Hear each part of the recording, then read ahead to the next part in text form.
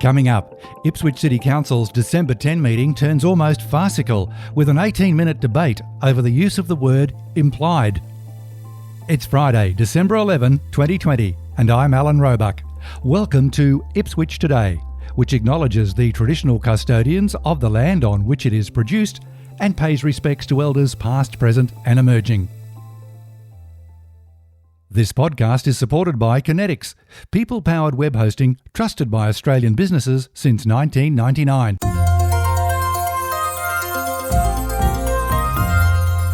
December's meeting of Ipswich City Council debated the use and meaning of the word implied for about 18 minutes. Mayor Teresa Harding detailed the motion before Council. I have Councillor Tullys gave notice of his intention to move the following motion at Council's ordinary meeting, and that motion is that the decision of the Council to adopt item 6 of the Governance and Transparency Committee report made on the 26th of November 2020 be rescinded and repealed. That item 6 of the Governance and Transparency Committee adopted at that meeting was A, that Council resolved that councillor expenses for current serving councillors are published only for those who have provided either their express or implied consent to their personal information being published on the Transparency Integrity Hub. And B, that Council note that the application for a waiver from its obligation to comply with the privacy principles in the public interest in line with Section 157 of the Information Privacy Act 2009, in order for certain prescribed personal information of councillors and directors of controlled beneficial entities to be published on the Transparency Integrity Hub is proceeding. I'll hand over to you, Councillor Tully, to move that motion. Yes, I'll formally move that motion, Mayor. Do I have anyone who will second that? Thank you very much. Councillor Ireland. With Councillor Sheila Ireland's seconding of the motion, council officers were quizzed. Councillor Ireland put this question to Sonia Cooper, Council's Head of Corporate Services. Ms Cooper, I still don't understand implied consent. I really need a good definition. I understand express, that people have signed and said yes, but what does implied consent mean? So the Information Privacy Act, as referred in the report and mentioned at the Council and Committee discussion, we're really quoting from the legislation, referring to the legislation, Councillor. I could look up the English dictionary meaning of implied, but effectively we're relying upon Information Privacy Principle 11, limits on disclosure, which at 11.1b states the individual has expressly or impliedly agreed to the disclosure. So you haven't gone back to the Commission or whoever put that out and asked them what do they mean by implied? I'm just really nervous with that word. So you haven't gone back to the Act to find out exactly what they're trying to get at? We have. We've searched through the legislation and there is no different definition to implied in the legislation. It's taken to have its meaning in the English language. But I could imply something, but you could infer it differently. So that's why I'm just really nervous. In a motion to overturn a council decision last month to publish current councillors' expenses on the Integrity Hub, Councillor Paul Tully reiterated his stance. I think the comments or questions raised by Councillor Ireland highlight this issue. And I might open my comments in relation to the reporting in the Queensland Times, which I thought was very unfair following the last meeting, because councillors will recall that I said that I supported that original motion, except for one word in that document. And because it was a significant word and it affected people's rights, particularly on a former council, I couldn't vote for it. But I did support, and I state again today, I do support the intention of that motion, but not that use of the word implied. The word implied can have many shades of meaning. It's not defined, except perhaps in dictionaries, and I've got a couple of examples here. The High Court has grappled with the meaning of the word implied in terms of implied rights of free speech under the Australian Constitution, and they have grappled, these are High Court judges, they have grappled for years in relation to what are implied rights. It raises the question too of the often misused English of the words imply or infer. The implication comes from the originator, the inference is taken by a third party. Councillor Tully then went on to talk about former councillors before the Mayor pointed out the decision referred to current councillors. The motion and the decision as it stands would mean that someone in the council would have to determine whether or not an implied consent was given. Is that to be determined by a junior officer, by the city solicitor, or by the CEO? There is no indication at all of how one might determine, or who might determine, whether an implied consent is given. Now, I'm talking about people's rights. I'm talking about former councillors, good councillors like Kerry Silver, David Morrison, Cheryl Bromwich, David Polkey, David Martin, Wayne Went, Bruce Casos, Trevor Nardi, Heather Morrow. I'm sort of saying, well, on what they said or did, on what interpretation could it be implied that they'd given their consent for this if they haven't given any consent or given any indication at all? I think it's a clear situation where... If I could just interject there, Councillor Tully, the motion is quite clear that it's current serving councils, not previous ones, so I think that's irrelevant to the discussion.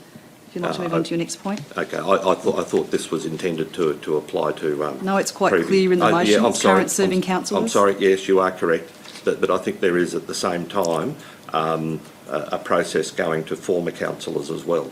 And I assume that same process might occur, but I accept what you say. I just think the word implied is when people's rights are involved, the word implied raises, it can't be answered. And, if you look at the dictionary definition, an express command, express consent, or is one that is clearly and deliberately stated, whereas implied is hinted or it's suggested, not directly expressed. For example, implied criticism. I just think that, as a council, when we're talking about people's rights, we should ensure that nebulous words that even the High Court can't grapple with very easily are not used in terms of council decision making. Deputy Mayor Marnie Doyle, a former corporate lawyer, responded strongly to Councillor Tully. Certainly can't comment, on case law or practice with regard to implied in the local government arena. I can, however, comment, having worked as a practising solicitor for 23 years in the corporate sphere, the word implied was very regularly negotiated by both parties, subject to a contract. One party wants it in, another party wants it out. It's one's wanting to, have a broad definition of consent. Now, this motion actually relates very specifically to councillor expenses for current serving councillors are published only for those who have provided their express or complied consent. When we're talking about people, Councillor Tully talks about people's rights. What about our ratepayers' rights? This here is very limited. The use of the word implied is being used for a very specific set of circumstances. It relates to expenses. We're all obliged under the Local Government Act, to declare our expenses. I don't see this as onerous. I don't see it as concerning or an infringement on my personal rights. And when you talk about the word implied in negotiations, particularly commercially, one party will always ask for examples, as has been done today, of when implied consent may be inferred. What is the example? And it's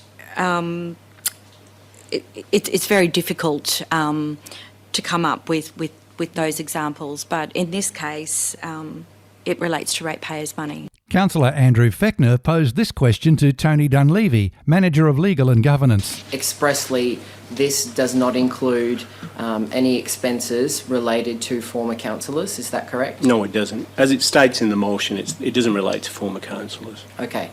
And if I were to write to you tomorrow, because as of today I have written to you giving you my express I have Consent. consent to publishing all of my expenses. If I were to write to you tomorrow saying I do not wish you to publish my expenses, would you be obliged to take that down? And would implied have any implication as to whether you would continue to publish them even though you do not have my express consent anymore? Well, you've withdrawn consent, so we wouldn't be publishing them. So anybody can withdraw the consent at any time, whether you've expressed it or it's implied. And just to talk on the issue of implied as well, just implied generally relates to conduct and people's conduct and what they do. So as a very basic example, if you go into a restaurant in order to order a meal, you don't pay for that meal when you walk into the restaurant. It's implied there is a contract between you and the restaurant owner that you'll pay for that meal because you've gone in and ordered the meal. So that's probably a very basic definition of being implied, but it generally relates to people's conduct. Councillor Marnie Doyle again. Mr Levy, are you able to provide an example of where somebody may not want to have their expenses published? From a practical point of view. In this context, within local government and our obligations as councillors, our obligations with regard to the Local Government Act, Well, can we you have- consider any circumstances where, to explain why somebody may not want their expenses published?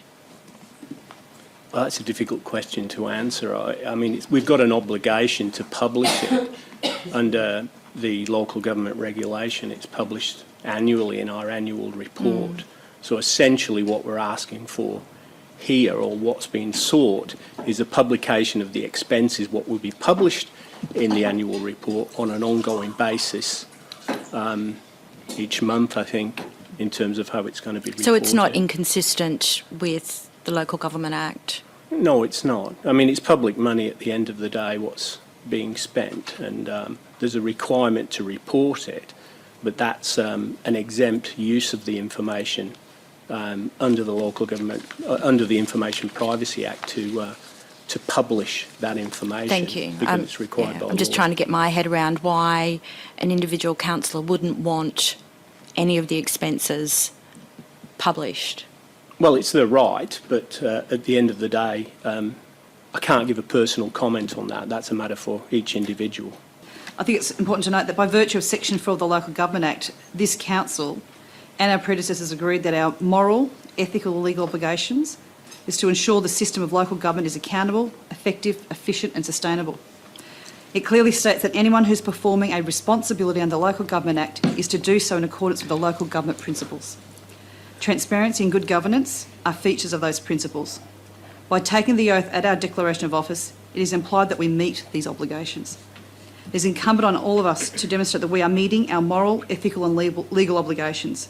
And I think a reasonable person would agree that it is in the public interest to disclose how councillors and directors choose to spend other people's hard-earned paychecks. Harking back to what you said, Councillor Doyle, what about the rights of the ratepayers? For myself, I don't support the repeal, as I do not believe it would be in the public interest to hide this data. In my view, the motion as it stands ensures that we are able to demonstrate that our conduct is lawful, ethical and appropriate, which is an implied responsibility by virtue of us taking office. No, Councillor Tully, would you like a right of reply? Yeah, I thank the councillors for their comments and questions. This still raises the issue of what is implied consent. Obviously, express consent is very clear, and who makes the decision whether or not a councillor is given implied consent. Later today, I will be giving my express consent in relation to this because, as I said at the previous meeting, I do support the intent of the motion. I do not support the words implied in the current motion. We haven't got a clear answer, and we weren't given a clear answer by two council officers of what may constitute an implied consent. It's a very nebulous term, and the purpose of this was to not to stop the motion, because the intention was, if this were to be repealed, to have an identical motion with the words about implied consent removed. I indicated again today and I'll be giving my express consent, but I still have serious concerns of a council resolution using the words such as this in terms of implied consent. Thank you very much, Councillor Tully.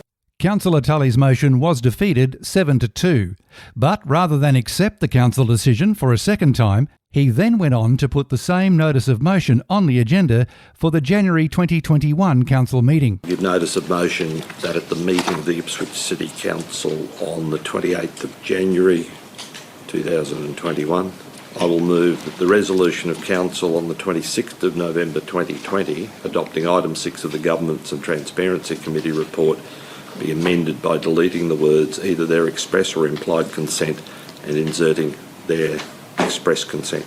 All of this does beg the question, why continue to pursue this when the outcome remains unchanged, as does the intent of the council decision last month?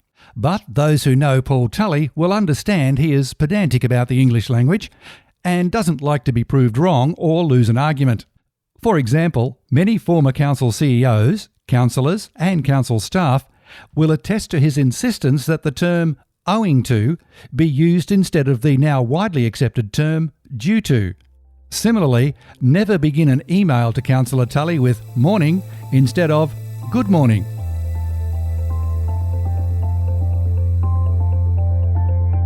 Ipswich Today is supported by Kinetics, people-powered web hosting trusted by Australian businesses since 1999. This podcast is also listener-supported. Please make a once-only gift or regular donation to help keep it online. Just go to ipswichtoday.com.au and click the donate button at the bottom of the page. You can subscribe for free and share this podcast from your favourite app, including iHeartRadio, or play Ipswich Today from your smart speaker. Music is supplied by Purple Planet Music. This is Alan Roebuck. Thanks for listening.